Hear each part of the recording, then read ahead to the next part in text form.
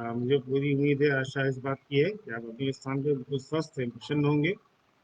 साथियों, आज हम जिस संदर्भ में बातचीत करेंगे वो राष्ट्रीय पाठचर्या की रूपरेखा 2005 और आरटी 2009 के संदर्भ में बातचीत करेंगे कि किस प्रकार इसके अंतर्गत शिक्षा, बच्चों और विद्यालय के प्रति एक क्या नजरिया प्रस्तुत किया गया है। जहाँ आपने देखा, पिछली अध्याय में बातचीत हमने की थी कि आरटी 2009 में विभिन्न प्रावधानों के तहत कुछ किस प्रकार से हमारा विद्यालय होगा, किस प्रकार से हमारे बच्चों को आनंददायी गुणात्मक पूर्ण शिक्षा उपलब्ध कराई जाएगी, इसके लिए क्या प्रावधान किए गए। इसके साथ साथ जो एनसीएफ में कुछ राष्ट्रीय पाठचर्या रूपरेखा 2005 में कुछ जो बातें की गई, उन दोनों में आपस में किस प्रकार का एक संबंध है, एक दोनों एक साथ आगे बढ़ती हैं,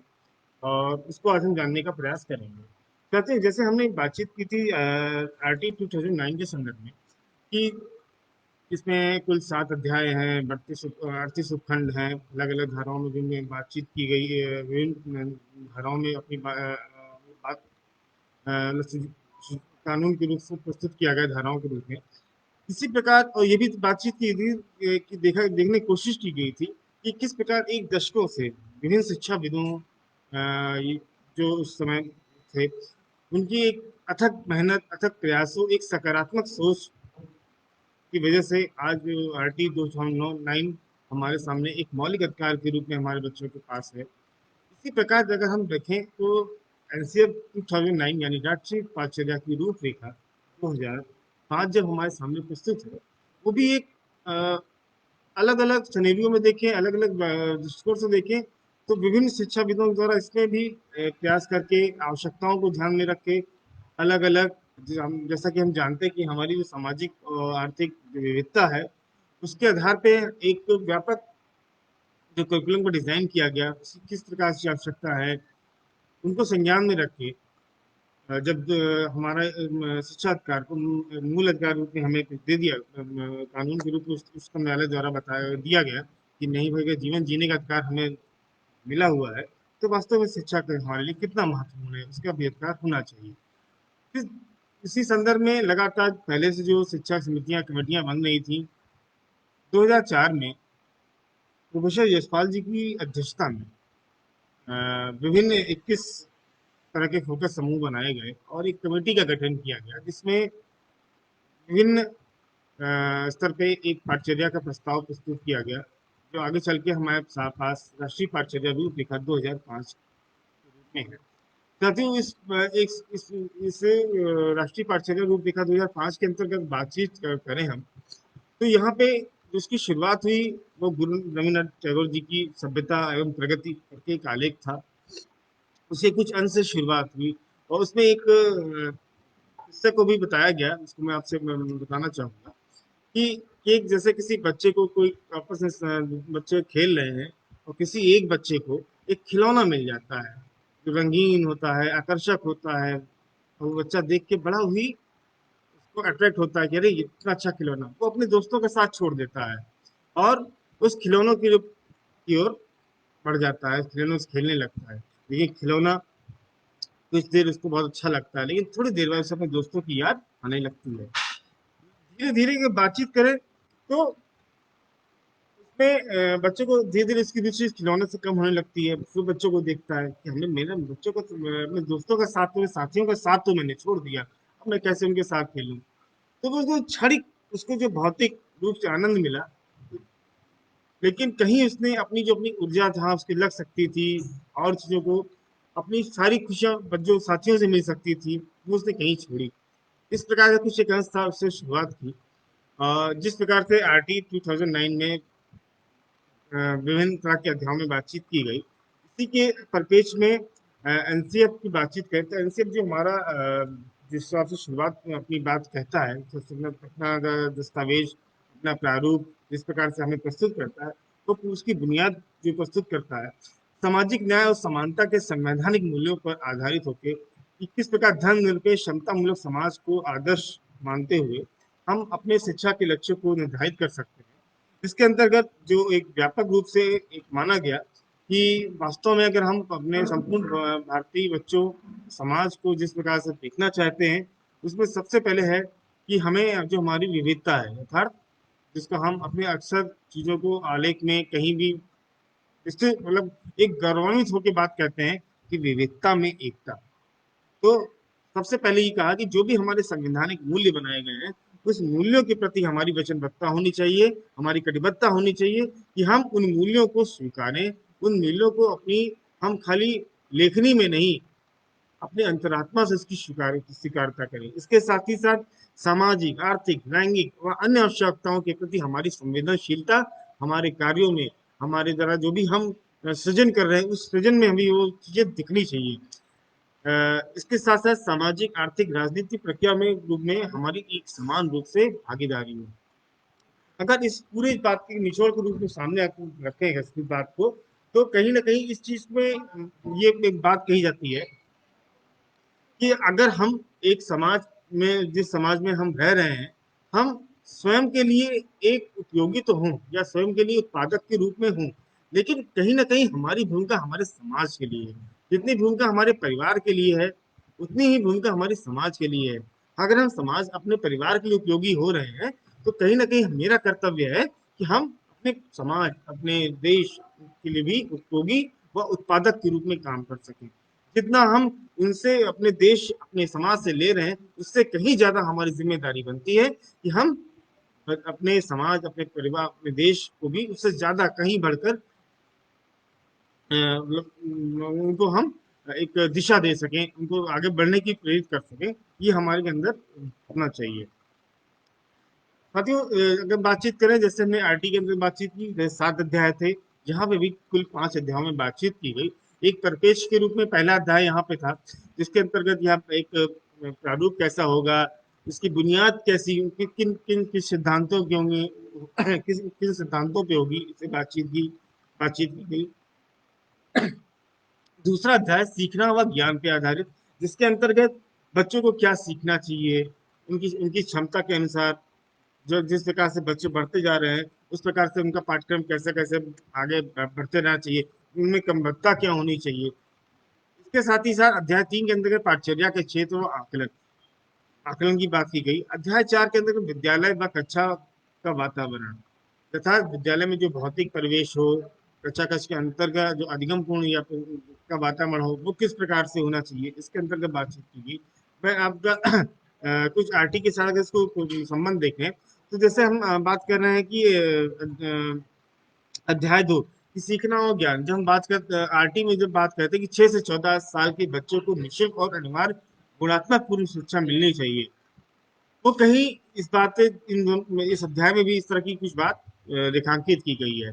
पाठचर्या का क्षेत्र व आकलन की जब हम बात करते हैं, जब कहीं हम अपने जो हम जिस तरह बात करते हैं कि पाठ्यक्रम हमारा लचीला हो, अध्याय 5 में जब आरटी के अंतर्गत यह बात की जाती है कि पाठ्यक्रम को निश्चित समय में पूरा किया जाए, या उसकी बच्चे की अनुकूलतम सीमा तक उसका सर्वांगीण विकास हो, तो कहीं ना कहीं इस तरह की बातों का संवाद एनसीएफ और आरटी दोनों में आपको देखने को मिल सकता है। जहां तक कि अध्याय 4 की जब हम बात कर रहे हैं, तो विद्यालय और कक्षा कक्ष के वातावरण की बात हो रही है। तो साथियों, जहां हमने अध्याय 4 में आरटी के अंतर्गत यह बात की थी कि किस प्रकार से हमारे शिक्षक हो, उनके प्रति हमारा क्या हो, विद्यालय के प्रति उनकी क्या भूमिका हो, उनका क्या कार्य दायित्व हो, जहाँ अध्याय 4 में बात की थी विद्यालय के या कक्षा कक्ष का परिवेश कैसा हो, उसके संदर्भ में। तो कहीं ना कहीं यहाँ अध्याय 4 में संक्षेप को बातचीत रखा गया है। अध्याय 5 हमारा व्यवस्थागत सुधार से संबंधित है। अब जो हम बातचीत कर रहे हैं कि एनसीएफ के मूल सिद्धांत के संदर्भ में, इसको जानना हमारे लिए महत्वपूर्ण है, समझना महत्वपूर्ण है। चाहे हम आरटी की बात कर ले, चाहे एनसीएफ की बात कर ले, या किसी भी आने वाले समय में कोई भी हमारे पास अगर दुनिया चीजें आती हैं, या कोई भी हम किसी भी गतिविधि का, किसी भी पाठ्य योजना का, कोई भी शिक्षण अधिगम से जुड़ी चीज हम का निर्माण करते हैं, तो यह बात हमारे जहन में आती है कि ये चीज वास्तव में एनसीएफ का वास्तव में निचोड़ है, जिसकी जिसकी बुनियाद पे, जिसकी नींव पे पूरा आरटी का स्ट्रक्चर आप देख लीजिए, पूरा एनसीएफ का स्ट्रक्चर देख लीजिए, कोई भी आप मॉड्यूल हो, कोई भी आप ट्रेनिंग का कंटेंट हो, आप उसको उठा के देख लीजिए। इस एनसीएफ के प्रिंसिपल के सिद्धांत पे इसकी बुनियाद खड़ी होती है। तो सबसे पहली चीज है कि ज्ञान को स्कूल के बाहरी जीवन से जोड़ना। जो भी हम बच्चे के साथ ज्ञान सृजन की बात कर रहे हैं या उदाहरण की हम बात कर रहे हैं, हम अगर उसके परिवेश के उदाहरण को लेकर उससे संवाद करते हैं तो उसको उसमें सीखने में रुचि होती है, उसका जुड़ाव भी उत्पन्न होता है, क्योंकि उसके अगले बिंदु से जुड़ाव भी होता है कि पढ़ाई रटन प्रणाली से मुक्त हो यह सुनिश्चित करना। जब हम बच्चे के ज्ञान को जो भी हम अपने कक्षा कक्ष में गतिविधियां संचालित कर रहे हैं, जब हम अपने उदाहरणों में उसके परिवेश से जुड़े उदाहरण लेते हैं और उन उदाहरणों के साथ हम उससे संवाद बच्चे से संवाद करते हैं, तो जाहिर सी बात है उस संवाद उस उदाहरणों में कहीं भी उस बच्चे के अनुभव जुड़े होंगे, बच्चे अपने अनुभव से संवाद कर रहे होंगे, तो कहीं उसे रटना नहीं पड़ेगा। वो अपने संवाद अपने अनुभवों के आधार पे आपसे संवाद करेगा। क्यों? क्योंकि उसका उदाहरण उसके संदर्भ से जुड़ा हुआ है, तभी उसका ज्ञान सृजन भी संभव हो पाएगा। पाठचर्या का इस प्रकार जीवन बनाना जिससे बच्चों को अल्पतम विकास संभव हो। यहाँ जब बच्चों की सीखने की एक प्रवृत्ति अपनी क्षमता होती है और उम्र उम्र वो क्षमता धीरे धीरे बढ़ती जाती है। लेकिन जहाँ बच्चों में पहले शुरुआत के स्तर पर हम देखें, जितना एक जिज्ञासु प्रवृत्ति के बच्चे होते हैं, अगर वो असीमित पहले अगर वो असीमित अवसर बच्चों को नहीं मिला, ज्यादा से ज्यादा विविधतापूर्ण अवसर नहीं मिला, तो शायद जिज्ञासा धीरे धीरे कुंठित होने लगती है, बैठने लगती है। तो यहाँ से आशय है कि हमारी पाठचर्या इस प्रकार से पूरी तरह से समृद्ध हो कि हम बच्चों की उनकी जो क्षमता है, किसी और की हम एक ओवरऑल बात नहीं कर रहे हैं, जो हम अगर बच्चे के सर्वांगीण विकास की बात कर रहे हैं, तो यहाँ का मैं मृणाल हूँ, मृणाल की एक अपनी सीमा है। एक्स बच्चा है तो उसकी एक अपनी सीमा है। तो यहाँ पे हम पूर्णतम बच्चे की जो पूर्णतम सीमा है उसकी विकास की बात कर रहे हैं। मूल्यांकन प्रणाली को लचीला बनाया जाए और कक्षा की प्रक्रिया से उनका जुड़ा हो। साथियों, यहाँ एनसीएफ में बातचीत जो संवाद किया गया था परीक्षा को लेकर किया गया था कि परीक्षा प्रणाली को लचीला बनाए, लेकिन परीक्षा भी कहीं ना कहीं मूल्यांकन का ही एक हिस्सा है। मूल्यांकन हमारा मौखिक लिखित किसी भी रूप में हो, लेकिन सवाल यहाँ पे है लचीला बनाया जाए। लचीला से ऐसा है कि जो भी हम बच्चों के साथ एक मूल्यांकन के लिए चीजों का, चाहे वो मौखिक हो चाहे लिखित, जो भी हम तरीका अपना रहे हैं, बच्चे उससे इतना ज्यादा घुल मिल चुके हो, उससे ज्यादा परिचित हो चुके हो, उस तरह के जो भी प्रश्न आ रहे हो, प्रश्नों के तरीकों से इतने ज्यादा परिचित हो चुके हो कि उनको उससे भय नहीं हो रहा, उनका तनाव नहीं हो रहा। वो कहीं ना कहीं उनको लगे कि ये मेरी रोज की गतिविधि का हिस्सा है। वो रोज उसका देखते हैं, रोज से खेलते हैं। और हम शिक्षक आकलन उन शीटों उन तरीकों के माध्यम से कर सकें। जो भी हमने हमारी पाठचर्या, हमारी मूल्यांकन तरीके आदि जो भी हम अपना रहे हैं, कहीं ना कहीं पूरी तरीके से वो यह सुनिश्चित करते हो कि जो भी हम बच्चे के साथ कार्य कर रहे हैं वो हमारे पर्यावरणीय मूल्यों और राष्ट्रीय महत्वों को उसमें समाहित कर रहे हैं। कहीं ना कहीं हमारे आसपास के बच्चे जो है वो जो भी हमारे संवैधानिक मूल्य हैं, राष्ट्रीय महत्व हैं, उन चीज को आप साथ में साथ करते हो, स्वीकारते हो। चाहे वो अपने घर पे संवाद कर रहे हो, चाहे विद्यालय में संवाद कर रहे हो, चाहे कहीं बाहर किसी सामाजिक इस क्षेत्र में हो, तो जो भी एक धरोहर के रूप में है उनके सामने चीजें हैं, तो वो समझ सकें कि हमारी ये राष्ट्र की धरोहर है, या हमारी राष्ट्र से जुड़ी हुई चीजें हैं, या हमारी पर्यावरणीय मूल्यों का हनन हो रहा है। अगर हम कागज की बात कर रहे हैं तो हम कागज भी हम किस प्रकार से हमारे पर्यावरण से जुड़ा हुआ है, बच्चे इस चीज को स्वीकार कर सकें। अगर हमने इस तरह की गतिविधियां, इस तरह के संवाद बच्चों के साथ किया है, तो निस्संदेह वो आता है, वो धीरे धीरे आता है और धीरे धीरे इसकी स्वीकारता बढ़ती जाती है। आगे हम बातचीत करेंगे कि एनसीएफ 2005 एवं आरटी 2009 के अंतर्गत के अंतर्गत बच्चों के प्रति क्या दृष्टिकोण रखा गया है। तो साथ ही यहाँ पे एक चीज जो दोनों दस्तावेज प्रमुख रूप से मानते हैं कि बच्चे में सीखने की एक स्वाभाविक और अंतर्निहित क्षमता होती है, और यह प्रत्येक बच्चा सीख सकता है, या एक बिल्कुल एक लकीर के रूप में कह लें, जिसको स्वीकार के ही हम आगे बढ़ना चाहिए। प्रत्येक बच्चे की सीखने की गति प्रकृति अलग अलग होती है। कई बच्चे सक्रिय रूप से पूर्व ज्ञान एवं उपलब्ध सामग्री गतिविधियों के आधार पर अपने लिए अर्थ निर्माण करते हैं। जो भी हमने यहाँ पे जो हम जब पहली वाली बिंदु को देखें कि जब हम ये मानते हैं कि सभी बच्चे उनकी सीखने की गति अलग अलग होती है और उनकी अंतर्निहित क्षमता होती है, तो जिज्ञासु प्रवृत्ति के होते हैं, जाहिर सी बात है कि वह अपने संदर्भ में जो भी हम उनके साथ उदाहरण ले रहे हैं, तो वह अपने हिसाब से अपने ही लिए ज्ञान निर्माण, अर्थ निर्माण अलग अपने संदर्भ में करेंगे, और वह उनका स्वतः का निर्मित ज्ञान होगा जो स्थायित्व होगा, वो रटंत नहीं होगा। और वो उनको हमेशा इस चीज को याद रहेगी, और जो भी आगे की हम उनके साथ क्रियाकलाप करेंगे वो कहीं ना कहीं जो उनके द्वारा ज्ञान सृजन किया गया है वह उसकी बुनियाद होगा, उसी नींव के आधार पे ही हम आगे बढ़ेंगे। जैसे उदाहरण के रूप में लेते हैं कि जैसे मान लिया हमने बच्चों के साथ संक्रियाओं पे कुछ काम कर रहे हैं, तो संक्रियाओं के अंतर्गत हमने जोड़ की अवधारणा पे कुछ बच्चों के साथ काम किया है, और हमने कुछ उनके दैनिक परिवेश के उदाहरणों को लेके हम उनके साथ संवाद कर रहे हैं कि इस तरह की चीजें हैं, आप बाजार गए, चार चीजें खरीदी, उसी तरह की आपने पांच चीजें और इसमें खरीदी, दोनों कितनी चीज हो गई। तो वो आसपास की चीजों को उदाहरण लेते हैं, तो संक्रियाओं वाले जो सवाल है बच्चे समझ रहे होते हैं। आगे जब हम इसी में गुणा पे जाते हैं और लगातार इस पे हमने काम कर किया हुआ है, तो बच्चे भी समझ जाते हैं, हाँ इस बार बार को मिलाने वाली जो क्रिया है ये जोड़ना भी है, और बार बार उसी चीज को करते रहते हैं, तो कहीं ना कहीं हम गुणा की अवधारणा को भी इनसे स्पष्ट कर पाते हैं।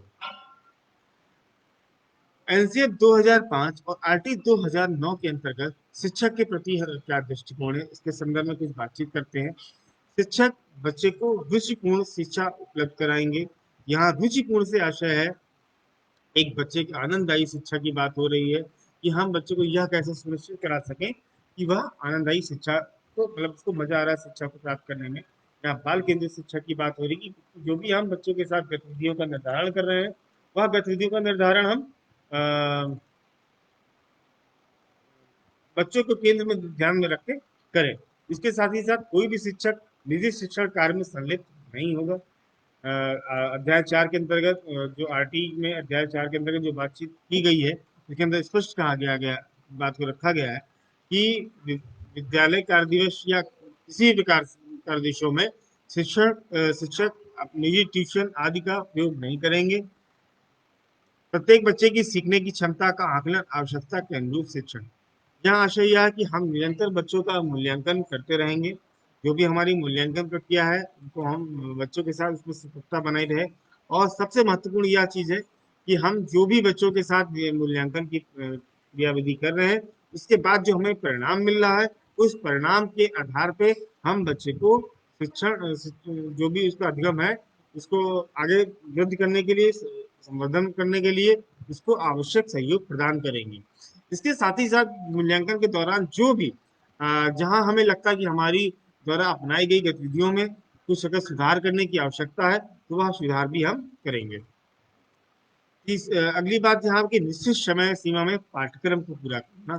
जो भी हमारे पाठ्यक्रम के अंतर्गत दिया गया है वह एक निश्चित समय सीमा के अंदर आपके उसको पूरा करना है बच्चों के साथ, और हमें इसका एक आगे चल के प्रमाण पत्र भी बच्चे को देना होता है। शिक्षण विधा में नवाचारों का प्रयोग करना। हम बच्चों के साथ आज हम जिस परिवेश में हैं, अलग अलग संदर्भों में चीजों में बहुत निरंतर बदलाव हो रहा है। वो बदलाव बच्चे भी महसूस करते हैं, एज शिक्षक हम भी महसूस करते हैं, और हमें उन बदलावों के साथ उनको अपने नवाचारों में शामिल करना। आज हम देख रहे हैं कि जैसे आईसीटी का प्रयोग कितना बढ़ता जा रहा है। अब उस आईसीटी का प्रयोग हम कैसे अपने शिक्षण प्रक्रिया में करें, नवाचारों के रूप में कर पाए, जिससे बच्चों के साथ जो भी हम गतिविधियां अपना रहे हैं उस गतिविधियों को करने में हमें भी सहजता हो, और बच्चों को उस गतिविधियों को स्वीकारने में और गतिविधियों को का परिणाम देने में बच्चों को भी सहजता हो। अच्छा शिक्षण के दौरान बच्चों के ज्ञान अनुभव को शामिल कर अपनी शिक्षण योजना का निर्माण करना। हाँ, हम ये अच्छी तरह जानते हैं कि बच्चे जब विद्यालय में आते हैं और एक अथाह अपने साथ ज्ञान का भंडार, अपने अनुभव सुनना बोलना के रूप में लाते हैं। बहुत से बच्चे ऐसे भी होते हैं जो सुनना बोलना के साथ पढ़ने का भी थोड़ा बहुत अनुभव लाए होते हैं। कुछ ऐसे बच्चे भी होते हैं जो सुनना बोलना पढ़ना लिखना की कुछ बारीकी चीजों के साथ विद्यालय आते हैं। यह चारों तीनों चीज बताती है कि हमारे विद्यालय में, हमारे कक्षा कक्ष में जो बच्चे आ रहे हैं उनकी कितनी विविधतापूर्ण स्तर होगा। चाहे उनके ज्ञान की बात कर लें, चाहे उनके पारिवारिक सामाजिक पृष्ठभूमि की बात कर लें, ये विविधता का स्तर हमारे विद्यालय, हमारे कक्षा कक्ष में भी है। तो जाहिर सी बात है, हम जब कक्षा शिक्षण का संचालन करेंगे तो हम बच्चों के ज्ञान और उनके अनुभव जो भी उनके साथ हमने लिया हुआ है उसके आधार पे उनको हम उनसे संवाद करेंगे, उनको संज्ञान में रख के ही हम अपनी योजना का निर्माण करेंगे। अगर हम बच्चों के साथ किसी विषय पे काम कर रहे हैं तो यह ध्यान में रखेंगे कि बच्चे की जो भी हम शिक्षण अधिगम योजना हमारी है, उससे बच्चों में पूर्व बच्चों का ज्ञान का स्तर क्या है, हाँ, और इसके साथ स्तर क्या है, और हम कक्षा संचालन में उसका हम किस प्रकार से उसका आकलन करने वाले हैं, जिसके आधार पर हम आगे की अपनी शिक्षण योजना भी संचालित करेंगे। बच्चों के साथ निर्देश के स्थान पर अवलोकन, अनुभव, प्रयोग आदि विविध गतिविधियों के माध्यम से ज्ञान सृजन के अवसर उपलब्ध कराने होंगे। इस पंक्ति का विशेष रूप से यह आशय है कि हम जब भी इस चीज में ध्यान रखें, हम बच्चे के साथ संवाद कर रहे हैं अपनी कक्षा शिक्षण में, तो हमारी भूमिका शिक्षक के रूप में तो है ही, लेकिन कहीं ना कहीं बच्चों के साथ हम बातचीत करें तो हम बच्चों के लिए एक दिशा प्रेरक हैं, मेंटर के रूप में है, जो उनको हम उनकी समस्याओं को पहचानते हुए उनको हम आवश्यक सुझाव के साथ, आवश्यक बिंदुओं के साथ कि उनको हम दिशा दे पा रहे हैं कि आपको यहाँ पे ऐसे करना है, और बच्चे उस चीज को कर रहे हैं। इसके लिए हम उनको निर्देश कम से कम, बल्कि उनके साथ संवाद है, उनके साथ उनके अवलोकन प्रक्रिया में करें, उनके अनुभवों का प्रयोग कर, उनका अनुभवों को शामिल करते हुए करें, और आदि जो भी गतिविधियां हमारी हैं उनके साथ प्रत्येक बच्चे को सामाजिक, आर्थिक, धार्मिक स्थिति का सम्मान करना है।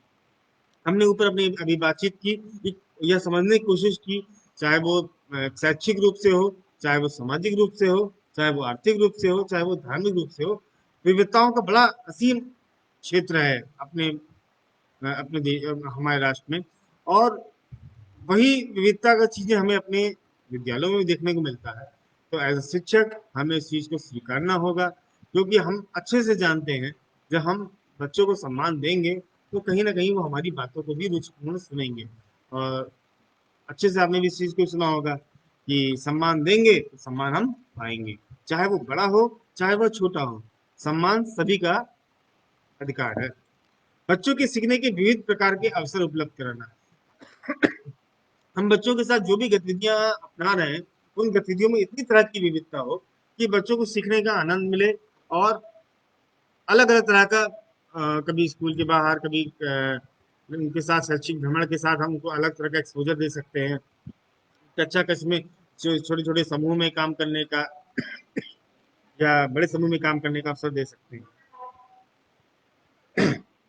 एनसीएफ 2005 एवं आरटी 2009 के अंतर्गत कक्षा कक्ष प्रक्रिया में हमारी किस प्रकार का दृष्टिकोण होगा। बच्चों को सतत रूप से अपनी बात कहने और प्रश्न पूछने का अवसर दिया जाना चाहिए। जब हम बातचीत करते हैं कि प्रत्येक बच्चा जिज्ञासु प्रवृत्ति का है, प्रत्येक बच्चे की अपनी अंतर्निहित क्षमता होती है, तो जाहिर सी बात है बच्चों के संवाद करने का तरीका भी अलग अलग होता है। जो उनके अंदर प्रश्न बन रहे हैं वो भी अलग अलग तरीके बन रहे हैं। अगर उन प्रश्नों का, उन जिज्ञासाओं का त्वरित समाधान हमने नहीं किया, समाधान से आशय हम उसका उत्तर देने से नहीं कह रहे हैं, लेकिन कम से कम यह अवसर थे कि वो बड़े समूह में, छोटे समूह में बच्चे अपने प्रश्नों को, अपनी बात को अच्छे से कह सकें। और कहीं ना कहीं हम सब मिलके, मतलब एज शिक्षक, बच्चे सब मिलके उन प्रश्नों का उत्तर ढूंढे कि क्या हो सकता है। बच्चों को अधिक से अधिक समूह और जोड़ों में कार्य करने का अवसर दें। हम जो भी बच्चों के साथ संवाद शैली करके या अभ्यासकार के रूप में जो भी काम कर रहे हैं, गतिविधि कर रहे हैं, तो बच्चों के छोटे छोटे समूह बना लें, उनको जोड़े में काम दें, व्यक्तिगत रूप से भी दें, लेकिन व्यक्तिगत से ज्यादा प्रभावी सीखना हमारा जोड़ों में और समूहों में पठन कार्य होता है या शिक्षण कार्य होता है। उनके परिवेश से जुड़ी हुई चीजों को शिक्षण अधिगम प्रक्रिया का हिस्सा बनाना, जो भी उनके परिवेश में चीजें, जब भी हम कोई उदाहरण प्रस्तुत कर रहे हैं तो हमारे लिए, चाहे वो भाषा का कोई भी विषय हो, जो भी हम उदाहरण ले रहे हैं, अगर हम उस उदाहरण में बच्चे की परिवेश परिवेश से जुड़ी हुई चीजें लेते हैं, परिवेश से आशय जिससे बच्चे भलीभांति परिचित हो, और कहीं ना कहीं कोई उससे जुड़ी घटना उनके संदर्भ में हो। जैसे मान लीजिए भी हमारे पाठ्य पुस्तक में कोई मेले की थीम पे हम जिस पे चर्चा करने वाले हैं, और अगर हम इस मेले का पाठ पढ़ने से पहले बच्चों के साथ उनके गांव में, आस पड़ोस में कोई मेले पे, मेला जो लगता है उस पर उनसे संवाद कर ले, तो कहीं ना कहीं थीम पे बच्चों का जुड़ाव होगा। और जो भी उस मेले की चैप्टर में चीजें आ रही होंगी, संवाद आ रहे होंगे, बच्चे अपने आप को रख के देखना शुरू करेंगे कि हाँ, मेरे मेले में, मेरे गांव में जब मेला लगता है तो यही चीज तो होती है। अगर मदन ने ऐसा किया था, मैं भी तो वही चीज करता हूँ, मैं भी वैसे ही खरीदता हूँ। अब आपस में वो चिंतन प्रक्रिया करते हुए वो जुड़ाव होता है और मजा आता है उसको सीखने में भी, पाठ को पढ़ने में भी। अगली बार जब वही पाठ दोबारा सुनता है तो बहुत रुचि लगा के उसमें शामिल होता है।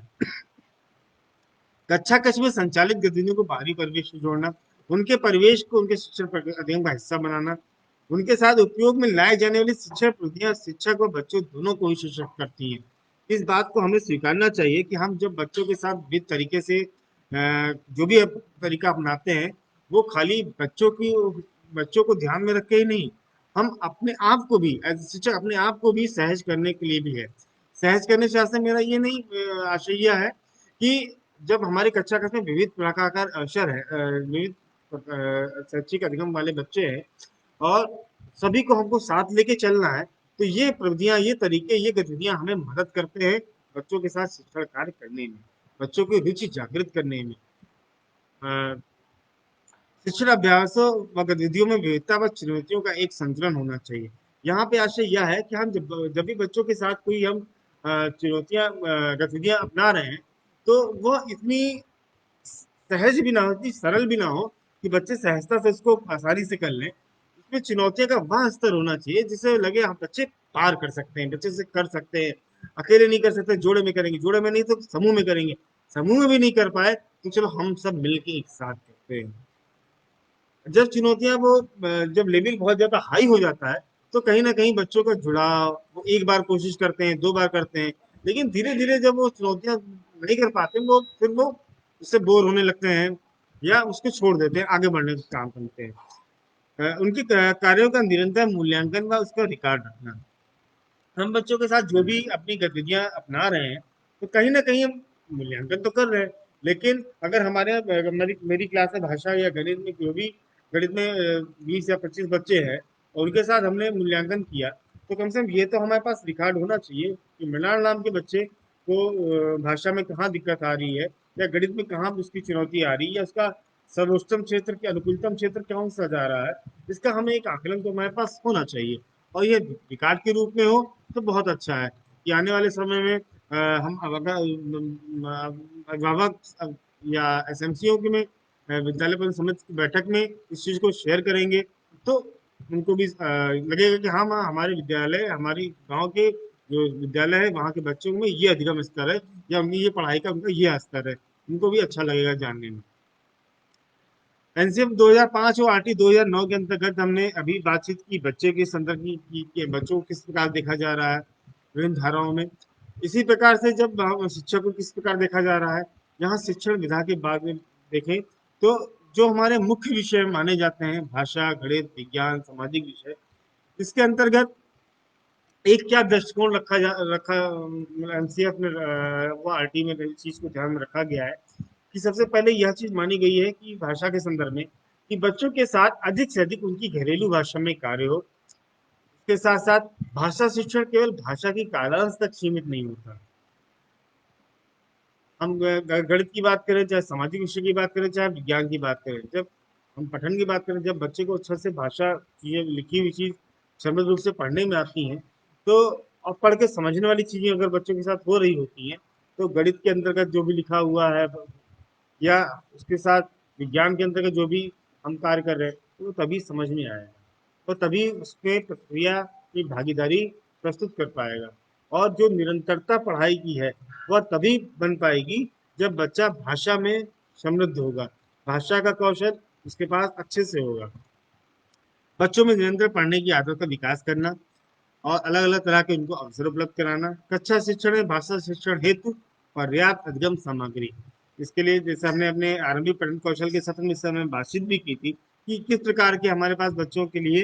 अधिगम सामग्रियां हो सकती हैं, वो वही प्रकार की सामग्रियों की यहाँ बातचीत की गई है कि कुछ रंगीन बच्चों के स्तर की कहानी की किताबें हों, कुछ इस तरह के रंगीन अभ्यास पत्रक उनके पास हों जिसको कर सकें, बड़ी चित्र वाली कहानियां हों, चित्रात्मक कहानियां हों, आदि आदि बहुत सी चीजें हैं जो यहाँ पे पुस्तकालय या भाषा कॉर्नर के रूप में यहाँ पे होनी चाहिए। गणित के संदर्भ में जो बातचीत की गई है, वह बातचीत इस प्रकार से है कि पहले यह कोशिश की जा रही, मतलब माना गया है यहाँ पे, चाहे वो हमारे राष्ट्रीय पाठ्यचर्या रूपरेखा 2005 हो, चाहे आरटी 2009 हो, उसमें माना गया कि बच्चे गणित विषय पे संवाद नहीं करते। इसका पीछे रीजन जो कारण संवाद रखे गए हैं या उदाहरण दिए गए हैं, वो कहीं ना कहीं जो शब्दावलियां हैं, उन शब्दावलियों के बीच में है। ये गणित विषय में भी लागू होता है और विज्ञान विषय में भी लागू होता है। वो शब्दावलियां बच्चों को थोड़ी जटिल लगती हैं। अब उन शब्दावलियों का हम बच्चों के साथ किस प्रकार एक उदाहरण के रूप में उनके साथ कार्य करें, जिससे बच्चे गणित विषय पे आनंद लें, मजे से लें और उस पर संवाद करते हुए आगे बढ़े। यह महत्वपूर्ण है। हम भाषा में अलग अलग तरीकों से संवाद कर लेते हैं, लेकिन गणित विषय पे संवाद हमारा उस तरह के संवाद से आशय है। उन शब्दावलियों का अधिक से अधिक प्रयोग हो, उनकी जो भी जटिलताएं आ रही हूँ, जटिलताओं पे उस पर संवाद बच्चे आपस में कर रहे हो, शिक्षक के साथ कर रहे हो। गणित शिक्षण इस प्रकार जो भी हो, हम बच्चों के साथ जो भी हमने पीछे बातचीत की कि जो भी हम बच्चों के साथ गतिविधियां अपना रहे हैं, उनमें एक संतुलन इस प्रकार से हो, चाहे वो कठिनाई का स्तर हो, चाहे उनकी सहजता का स्तर हो, एक संतुलन होना चाहिए। इसमें जो भी बच्चों में तर्क करना, चिंतन करना, अनुमान लगाना, मूर्त अमूर्त अवधारणाओं को समझना, समस्या की पहचान करना व उसके समाधान के लिए प्रयास करना आदि, यह प्रारंभ हो सके। जब हम इस तरह की चीजों को रखेंगे तो बच्चों में गणित में या शिक्षण में या जो कौशल है विकसित होंगे। वैसे हमने भाषा के लिए अलग अलग तरह के अधिगम सामग्रियों की बातचीत की या भाषा के लिए कॉर्नर की बात की। इसी प्रकार से गणित की मूर्त अमूर्त अवधारणाओं को समझने के लिए गणित कॉर्नर का होना प्रारंभिक स्तर पे तो बहुत जरूरी है। मतलब एक छोटी सी लैब टाइप की क्लास में हम हमारे विद्यालय में हो, जहाँ ज्यामिति की कुछ अलग अलग चीजें हो, या और भी बहुत आर्ट एंड क्राफ्ट की मदद से बनाए गए टीएलएम्स हो, जहाँ बच्चे इसका उपयोग सहजता कर सकें और बच्चों की मूर्त अमूर्त अवधारणा को हम परिभाषित कर सकें, तो वह समझ सकें वास्तव में कि किस प्रकार से संख्याएं मूर्त रूप में दिखती हैं, किस प्रकार से अमूर्त रूप में बढ़ती जाती हैं, और वो बच्चे समझ सकें। विज्ञान के संदर्भ में बातचीत करें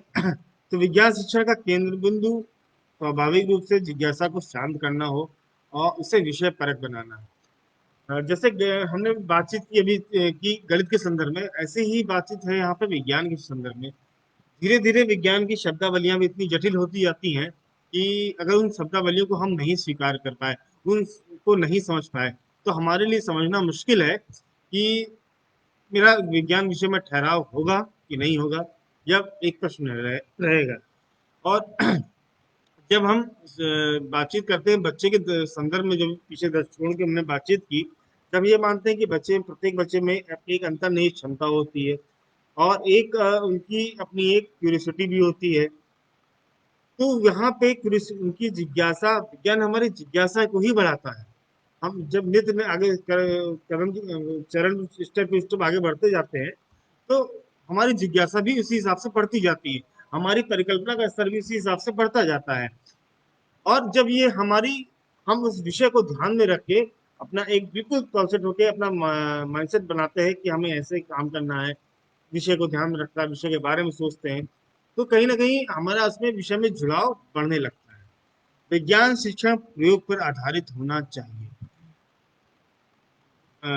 बिल्कुल। यहाँ पे आशय, कहने का आशय ये है कि हम जो भी विज्ञान विषय की बातचीत कर रहे थे उसके प्रगति को देख लें। जिस प्रकार से गणित में हम निरंतर अभ्यास सभी विषयों के लिए होता है, भाषा में भी अभ्यास की जरूरत होती है। ठीक है, चाहे हमें अगर पढ़ना है तो हमें निरंतर पढ़ना होगा, लिखना है तो हमें थोड़ा ज्यादा से ज्यादा लिखने के प्रयास करने होंगे, तो ये हमारा लेखन कौशल बढ़िया होगा। गणित की संक्रियाओं की हम बातचीत करें तो जो भी इसमें चुनौतियां आती हैं, अलग अलग तरह के जो हमारे पास परिवेश में उदाहरण आते हैं, उन उदाहरणों को अगर समझना है तो हमें ज्यादा से ज्यादा गणित अपने विषयों में प्रश्नों पे काम करना होगा। इसी प्रकार से विज्ञान के संदर्भ में कहा जाए तो विज्ञान को यदि समझना है तो हमें वास्तव में करके सीखना ही संभव है। क्यों? तभी वो अवधारणाएं हमारे समझ में आती हैं। और सबसे विज्ञान में जो हमारे चरण हैं, चाहे वो चरण वो भी हमें समझ में आते हैं कि किस प्रकार से हम चरण दर चरण विज्ञान को अपना हम देख पा रहे हैं। विद्यालय में विज्ञान शिक्षण हेतु प्रयोगशाला व संयोजित गतिविधि, प्रोजेक्ट सीट आदि हो, जिससे विज्ञान शिक्षण का वातावरण निर्माण संभव हो सके। जिस प्रकार से हमने भाषा गणित में बातचीत की, एक गणित कॉर्नर हो या आदि, किसी विषय को अगर हमें बच्चों के साथ संवाद करना है, या किसी भी हम अगर मान लीजिए प्रशिक्षण की बात कर लें, शिक्षकों के प्रशिक्षण की बात कर लें, अगर उस तरह के संबंध संदर्भ सामग्री हमारे और शिक्षकों के बीच में नहीं होगी, तो क्या दोनों में आपस में एक संबंध स्थापित हो पाएगा? एक के पास भी सामग्री रही, चाहे वो शिक्षक प्रशिक्षक के पास रह गई, शिक्षक के पास नहीं पहुंची, तो क्या शिक्षक को जुड़ाव होगा? शिक्षक को समझ में नहीं आएगा। जुड़ाव तभी संभव है जब दोनों के पास वो अधिगम सामग्री हो, दोनों के पास ही वो संसाधन उपलब्ध हो, दोनों ही मिलके उस चीज को काम कर रहे हो। यही स्थिति हमारी कक्षा शिक्षण की भी होनी चाहिए। जब हम किसी भी टीएलएम का उपयोग कर रहे हैं, तो वो टीएलएम बच्चों के हाथ में भी होना चाहिए, वो भी महसूस कर सकें इसका कैसे कार्य करना है। हम खाली करके दिखाए और अलमारी में उसे पैक करके रख दें, यह गलत है। और यह बच्चे को मतलब विषय से नहीं, बिल्कुल नहीं जोड़ पाएगा। विषय से अगर हमें जोड़ना है तो हमें बच्चों के हाथ में वो सुंदर सामग्रियां देनी होंगी, और तभी उस विषय के लिए वातावरण का सृजन भी संभव है। अगर इसको हम दो कैटेगरी में देखें, प्राथमिक स्तर पे और उच्च प्राथमिक स्तर पे, जहाँ शुरुआती स्तर पे हम बात करते हैं ईवीएस से जोड़ के इसके विज्ञान को देखते हैं कि बच्चों को उनके आसपास के वातावरण में उपलब्ध वस्तुओं के माध्यम से उनमें अवलोकन, सूक्ष्म अवलोकन, खोज, संकलन करना, वर्गीकरण करना आदि गतिविधियों के सहयोग से ज्ञान निर्माण के अवसर उपलब्ध कराया जाना चाहिए। हम जो भी बच्चों के साथ छोटे छोटे कुछ हम इस तरह के उनको प्रोजेक्ट कार्ड दें जिससे बच्चों को मजा आए कि, और जो इसके चरण हैं वो बच्चे समझ पाए। यहाँ पे साथियों मैं दो चीज पे आपकी बात कर रखना चाहूंगा कि मैंने एक शब्द यहाँ यूज किया, अवलोकन और सूक्ष्म अवलोकन। हम बच्चों का अमूल्यन क्या है कि अवलोकन का अवसर तो देते हैं, लेकिन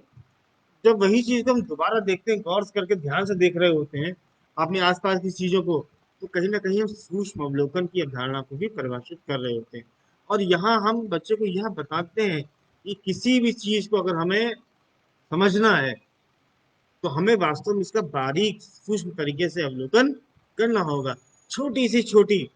चीजों को हमें अपने रिकॉर्ड में रखना होगा। ये एक निरंतर अभ्यास के साथ ही वो चीजें हमारे साथ डेवलप होती हैं। उच्च प्राथमिक स्तर पर देखें तो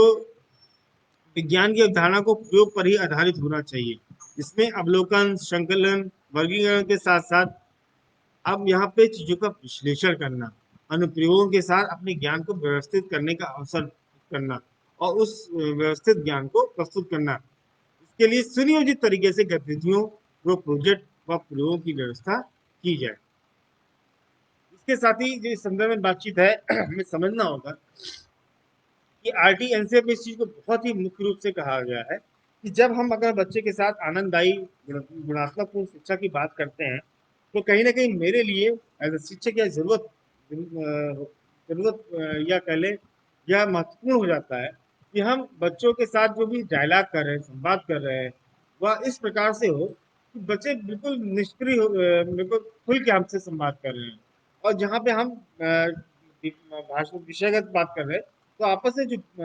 विषयों की दीवारें हैं वो बिल्कुल एक दूसरे से जुड़ के खड़े हैं।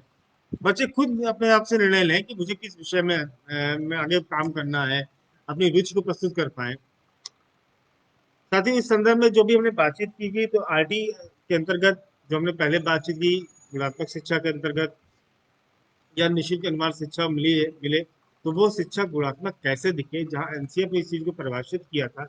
आज दोनों को इस संदर्भ में रख के हमें जानने की कोशिश की। इस संदर्भ में आपके जो भी सुझाव हों तो बहुत बहुत स्वागत है। आप सभी अपना ध्यान रखिएगा और इसी के साथ